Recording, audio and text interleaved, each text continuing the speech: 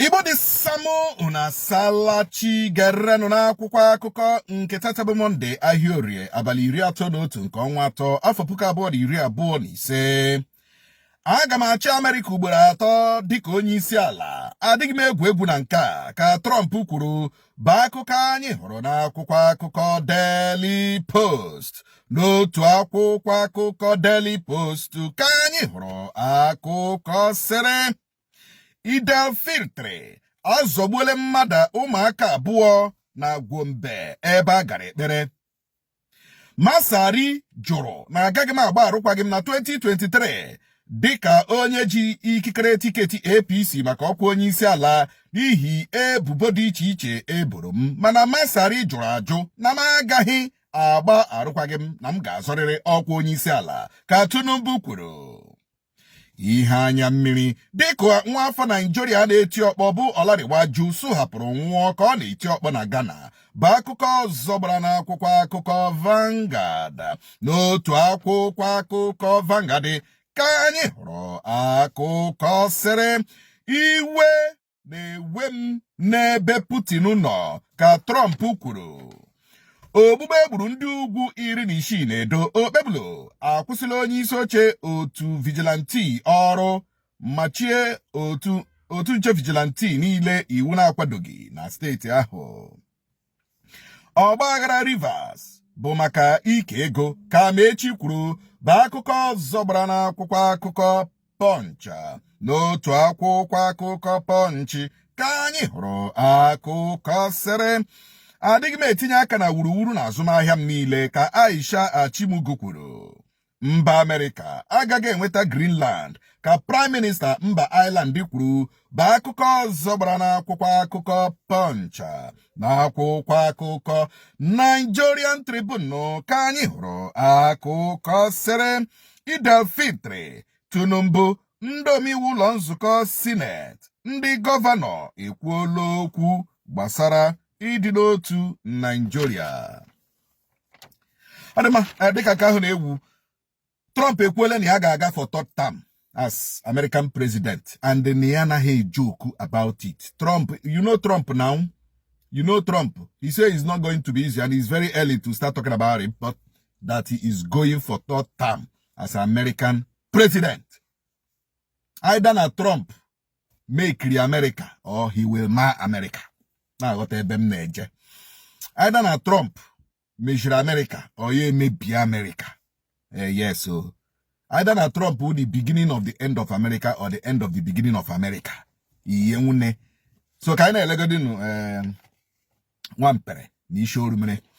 Adị maka nke ahụ na-ewu ịma Trump nwere ebe ọ chọrọ iwere na mba Ireland, but the Prime Minister of Ireland ekwuole na Trump cannot in any way call Greenland nọ na Ireland. So but Trump na-amafe aka na-achọ obodo ndị ọ ga-eme annex to America. Ọ mafeela aka to annex Canada to America. Ọ na-achọ ịmafe aka to annex Ireland to America. Otu Trump a ọ mafegula aka to annex Gaza to America. Ofu Trump a adịmba ka nke ahụ na-ewu. Adịma ihe gbasara ndị ugwu 16 ahụ egburu n'Edo. We are going to make a video.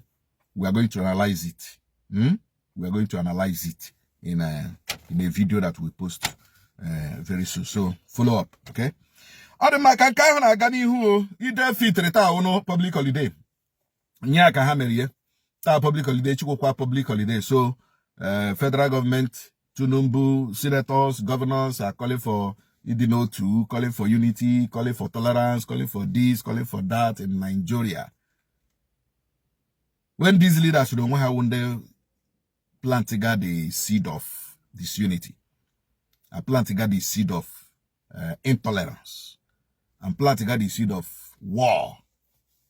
Onda na-akpọ oku unity, na-akpọ oku tolerance, na-akpọ oku nta, na-akpọ oku ime okwa ndekọ soga problem anyị nwere na Nigeria. Hypocrites.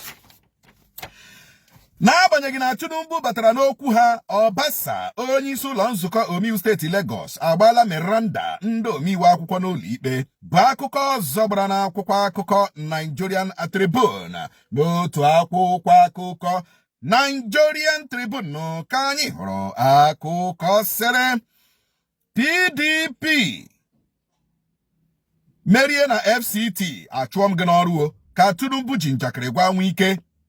Ụlọ nzukọ nnọchiteanya na nke Senate chọrọ ime ka ọ bụrụ iwu ịtụ onye ọbụla na-apụtaghị mee ntụliaka elu mkpọrọ ọnwa 6 ma ọ bụ ọkwụọ 100,000 naira bụ akụkọ ọzọ gbara n'akwụkwọ akụkọ The Nation. N'otu akwụkwọ akụkọ The Nation ka anyị hụrụ akụkọ sere otu Pentecostal Fellowship of Nigeria akatọọla ogbugbu egburu ndị ugwu na-eme njem n'Edo. Ndị dibịa bekee na-arụ na David Umahi Federal University Teaching Hospital na steeti Ebonyi eyiela egwu ịga mfanye aka n'ụkwụ dịka ndị obodo ụlọọgwụ a nọ n'ala ha na-akpasu ọgba aghara mmegide ndị isi ụlọọgwụ ahụ.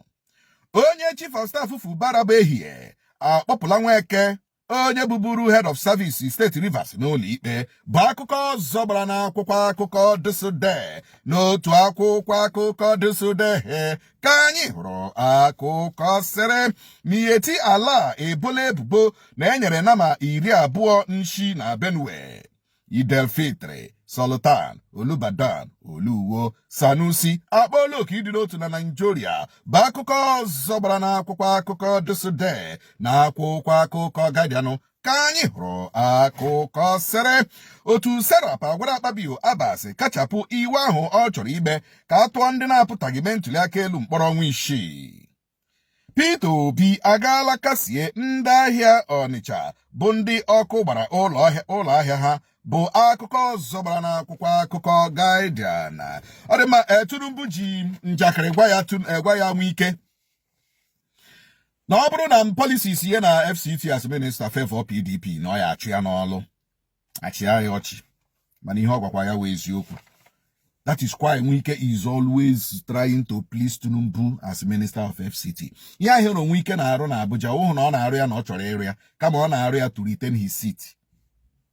Ọ na-arụ ya because Tinubu gwara ya agbasị ya na onwe ka o si mebi ọrụ rụta ha ọrụ abịa kparịwa ya as president na FCT. Let's see how FCT is very dirty, very unkept, very this, very that. Na ọ ya achụ ya. So ọrụ ọma ịhụrụ Wike na-arụ na FCT o na Tinubu gwara ya agbasị ya na ya achụ ya na ọ bụrụ na akatọọ ya na onwe ha na-arụ na FCT. Amami na-agọta ebe anyị na-eje. Ọ dị madịka ka ahụ na-ewu ehihie ebe Chief of Staff Fubara akpọpụla Nweke n'ụlọ ikpe maka ihe ndị ọ gara kwuo. Fubara this, Fubara that, ehihie this, ehihie that, ejikwe bọmbụ House of Assembly steeti Rivers, nke a jikwara eme nke ọzọ ejighị me. So ọ kpọpụla ya n'ụlọ ikpe ka ọ bịa kọwasịa ya ọfụma n'ụlọ ikpe, ọ wụghị inye interview nga obiri. Ọ dị mma, ụlọ nzukọ omeiwu Senate nakwa House of Rep na-achọ ime iwu onye ọbụla na-apụtaghị tụọ vootu mbọchị ahịa atụ vootu atụọ ya mkpọrọ 6 months ma ọ kwụọ 100,000 naira. Ọtụtụ ndị mmadụ akatọọla ya. As somebody has the right to vote, somebody also have the right not to vote. Like some Nigerians now, unless we change 2027, you see many of them will not come out to vote. Unless we somebody of integrity, somebody that they can trust, somebody of a trustworthy stature that can come out to contest for any position in the country. That is when you can see people coming out to vote, or else people will not come out. So you cannot say you're not put out to vote that they got to your you know, we are sure dragon. At times, we let the kind of laws who na didn't in the House of Rep and House of Senate. Najo, Udejikwaho. A good or brain that you can no longer focus on giving us a better law that will alleviate the sufferings of Nigerians. You know, the thing I will make. And the Madika Kahane, Peter Obi Agakwala Kasiendi, Akobarola Hana on the market. You know, he has always going about doing good. Obi has been going about doing good since all that election out. He has been moving around. His voice is being heard. He's everywhere. You see him. That is a signal of a good leader. And he marry a good leader. Yamame na agota. Emeri again election. Like when we in the House of election, come back 2023, ha lakbuo. Or 2027, na again ha patakwa make way noise. If I go to election, God knows that you win the election, but they really out. Keep doing the good things you are doing. One day, Chukwu Okike-Abiama ga-eji aka atọ the vote. I'm telling you. One day, Okike-Abiama ga-eji aka tụọ the vote jiri aka akaụntụ ya ọ ya eme ọ ya eme ọ dị m ebe a ka anyị na-apịkọta kpamkpam bụ ihe omume anyị na akwụkwọ akọ bịara gị kpọmkwem na Nonso Nkwochiwo chebiri m na Nonso Nkwochiwo na TikTok na official Nonso Nkwochiwo TV na YouTube ka chi m na-efe gaa n'ihu gozibola m nnọkọ ụbọchị taa gozibola anyị siriri werere